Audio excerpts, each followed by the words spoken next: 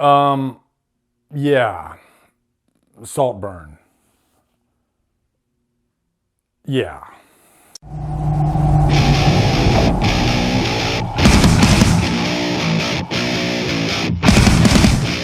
Saltburn stars Barry Keogan, Jacob Elordi, Rosamund Pike, and is directed by Emerald Fennell.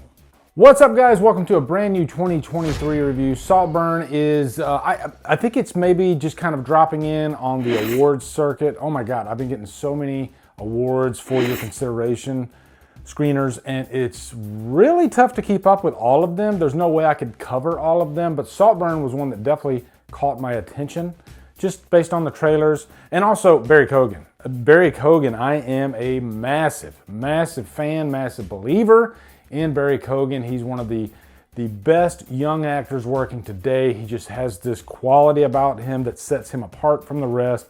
He has a voice. You know what I'm talking about. Heath Ledger did this. You know, certain young actors come along, and you could even arguably say Leonardo DiCaprio, but Barry Keogan is that new voice.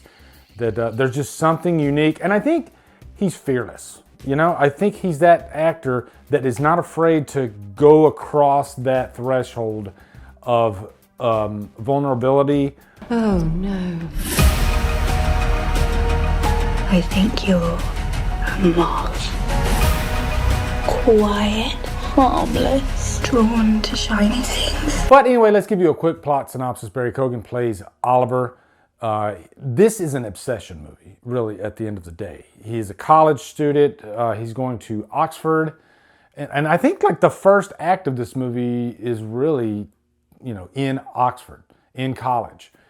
Even though the movie's called Saltburn. Saltburn is the location where Felix lives. Felix is this guy that Oliver has a mad crush on. And when I say mad crush, I mean mad crush, okay? And if you've seen this movie, you know what I'm talking about. Holy shit. But Felix, he's a nice guy. He befriends Oliver, and Oliver's, you know, kind of a cast out, kind of a geeky type of character. You know, he's not amongst the popular crowd, right? This stuff happens in college just as well as it does in high school. But Felix happens to be a decent guy, and he kind of takes him under his wing. You know, there's montages in this movie, okay? That's how much he takes him under his wing. And so he likes him so much that he ends up asking him to come stay with him, live with him in Saltburn. Now, Saltburn is his residence. It is a freaking mansion, okay, of biblical proportions.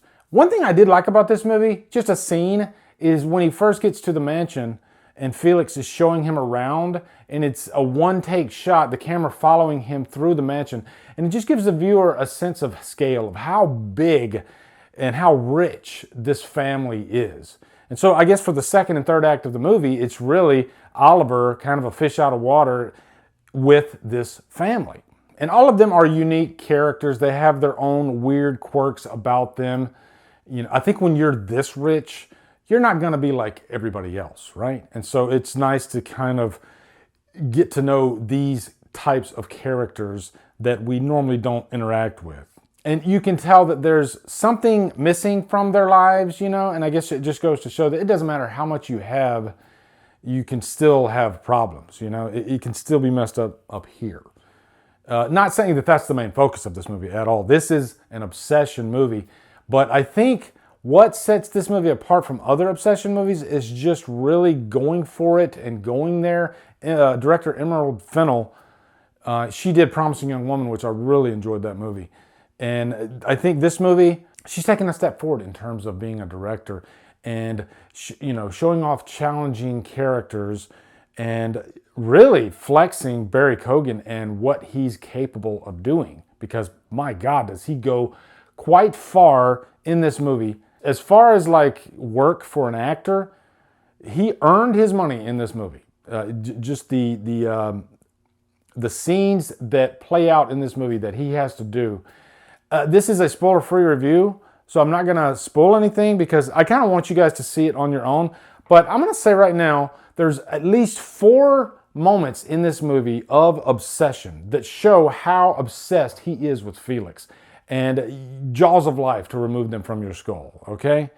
and they're all sexual in nature, and they're definitely uncomfortable. They're going to not be comfortable for everybody. You know, this movie is definitely not for everybody. Some people will watch this movie and be like, okay, that's not for me. I don't ever want to see that again.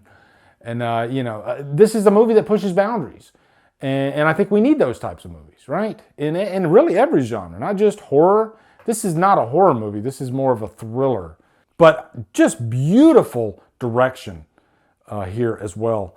And it definitely keeps you on your toes because I'll just say this.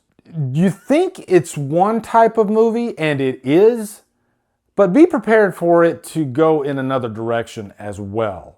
The ending of this movie is quite surprising, quite shocking, I think quite satisfying, because like I said, it goes in a different direction. I didn't expect it at all, but it's one of those endings where you want to like kind of stand up and clap, like, wow, that was really cool. Didn't see that coming.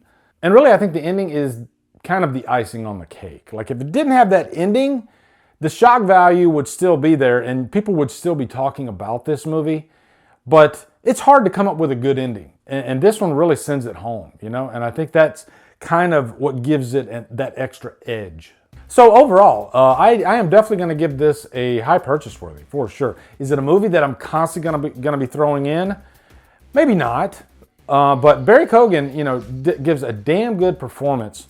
I will say, Carey Mulligan is in this movie, but she kind of just disappears. Almost like she was just kind of plugged in as a favor because she was in Promising Young Woman.